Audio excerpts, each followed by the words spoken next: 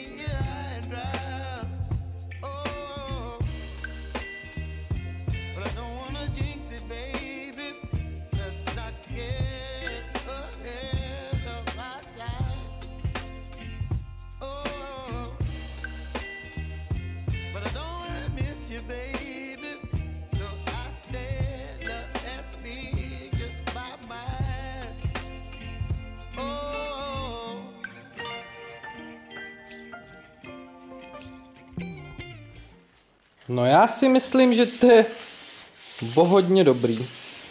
Že to je dobrý. Tady jsem udělal trochu zápichy, protože jsem to dělal tímhletím uzoučkem.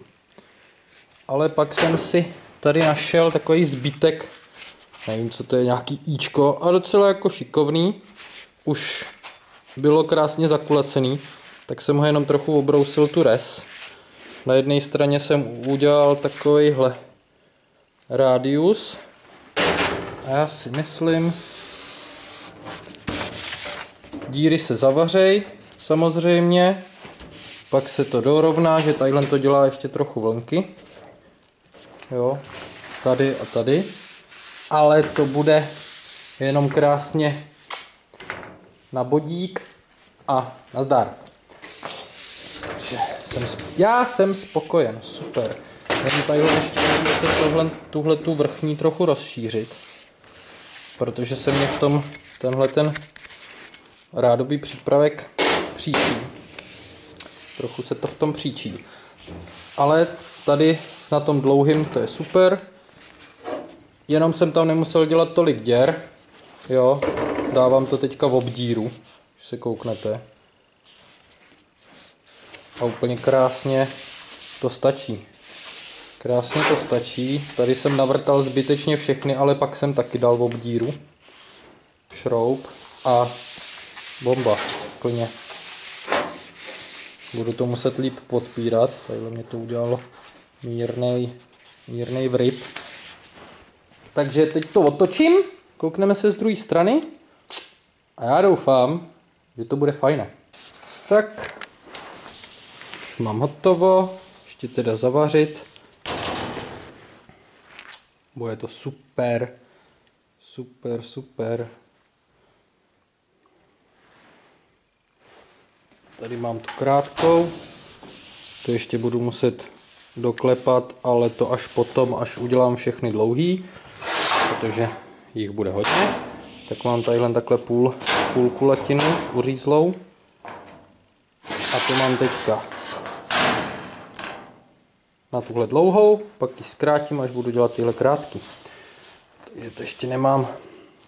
Budu muset asi jemněji, aby to nebylo tak hodně vrypy do toho. Ale dá se to i doklepat krásně.